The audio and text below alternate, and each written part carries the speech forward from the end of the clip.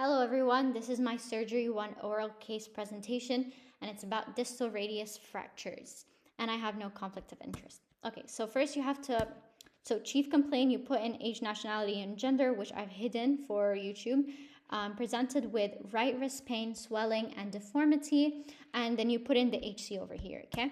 So basically it's this teenage boy who was on a bike and he hit the back of a truck and then he tried to turn to avoid the truck, but he hit it anyway and he fell over and he fell on his outstretched hand. And then they called the ambulance and then he was brought to the hospital. So this was a high energy trauma. He fell off his bike with an outstretched hand. There was severe pain and swelling around the wrist area on the right hand. It was a closed fracture. There was no neurovascular compromise, so he wasn't complaining of numbness or tingling or coldness or pallor. Okay, review of systems, everything was unremarkable except he had chest pain and he did not recall what happened after the fall. So he didn't recall anything about the ambulance. That history was taken from the family. So he didn't remember anything until he reached the hospital. And then in the hospital, that's when he started remembering things. Okay, so medical history, he had asthma, he had Osgood-Schlatter disease, and it was diagnosed in 2024. He was on salbutamol for the asthma, no allergies, and he's fully vaccinated. Surgical history, none. Family history, unremarkable. And social history, he's a student and he plays football. Okay. So on physical examination, his vital signs were normal. His BMI was 16.6. He was on the taller side, and his weight was 48 kilograms. So on examination of the distal or the forearm and the wrist, so the patient looked distressed, but he was awake and aware. There was swelling, erythema, ecchymosis in the dorsal wrist, no lacerations or open wounds or scars. So on feeling the dorsal wrist or the dorsal forearm, it was warm, regular radial pulse, normal median radial and ulnar nerve sensation, no thenar or hypothenar muscle wasting. Tenderness in the distal radial ulnar joint, scaphoid and pisiform bones. No pain in the anatomical snuff box. So this is important to rule in or rule out scaphoid fracture. Okay, so no tenderness in metacarpal or phalanges, and then these were non-tender, not swollen, no deformity, blah, blah, blah. On moving the wrist, he could not move his wrist because of the pain, but his fingers and thumbs were full range of motion with a little bit of pain. His GCS was 15 out of 15. We checked this because of the amnesia after the fall.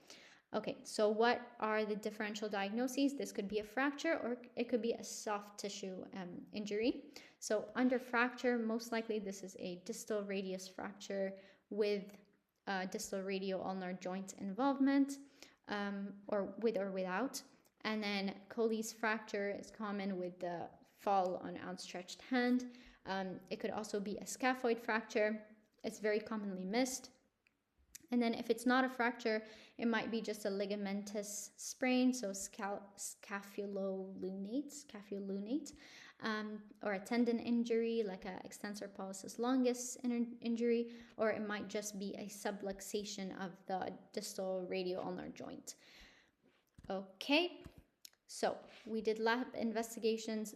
So here you put the most like the most pertinent or like the most important stuff. So white blood cells were high, ANC was a bit high, hemoglobin was okay. So this is to rule out any bleeding or like any acute or like any bleeding basically.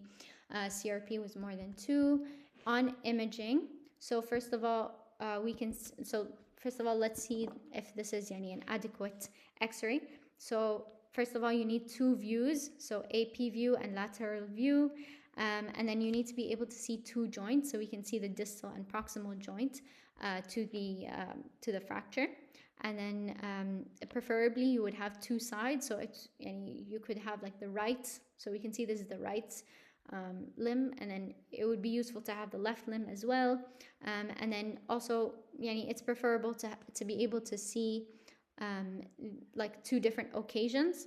So like previously in the past, if he did any x-ray for his right upper limb, and then compare it to now, but I guess no need.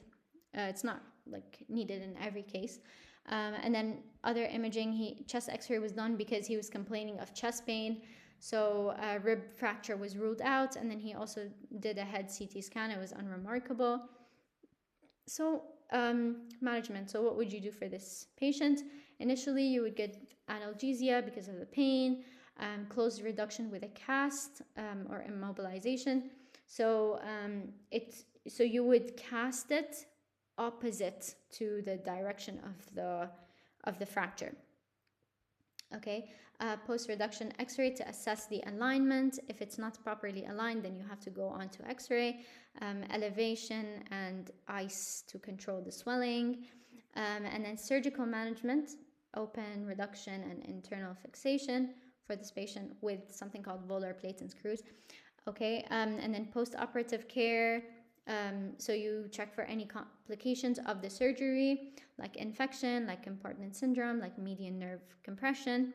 And then, so like long-term, post-operatively, you do early mobilization, and then wrist physiotherapy, and then have follow-up clinics to repeat the x-rays to see if there is good alignment, check for any malunion or stiffness, things like that. So this was post-surgery. So because the doctors assessed, and they said that the two parts of the bone are not like aligned well, so they had to do surgery, and they did open reduction and internal fixation. So here we can see the screws and everything, and this is the other view, and now we can see that it is well aligned. Okay, and so in summary, this was a blah blah blah blah blah blah blah patient presented with right wrist pain and deformity after a fall on outstretched hand accident and was diagnosed with distal radius fracture. The patient was initially stabilized with a cast following closed reduction, but due to loss of reduction, definitive management was ORIF. And that was my presentation. And then they asked me two questions. So first they asked me, what is Osgood-Schlatter disease? And it's basically an inflammation of the tibial tuberosity. It's very common in teenagers who are very active. So this was a teenager, like between 11 to like 15 years old, where there's like the growth spurt, and this patient was also like on the taller side, and he goes to a football club. So it's very common to have pain here, but it's benign. Over time, the patient outgrows it. And so the treatment would just be NSAIDs, analgesia, things like that, and then rest, obviously. So you ask the patient to like rest a little bit when it's really painful. And then the other question that they asked me was, what is the rule of two and assessing x-rays? And so this is kind of what it is. So you have to have like two views, so AP and lateral view, two joints, proximal and distal to the fracture, two sides, so the left arm and the right arm, like that, two occasions, so one before, like in the past, an x-ray in the past, and then x-ray now. So this is one way to tell if this is an adequate x-ray or not. And I watched this video. It's really helpful in explaining how to read x-rays and things like that. And yeah, that's it.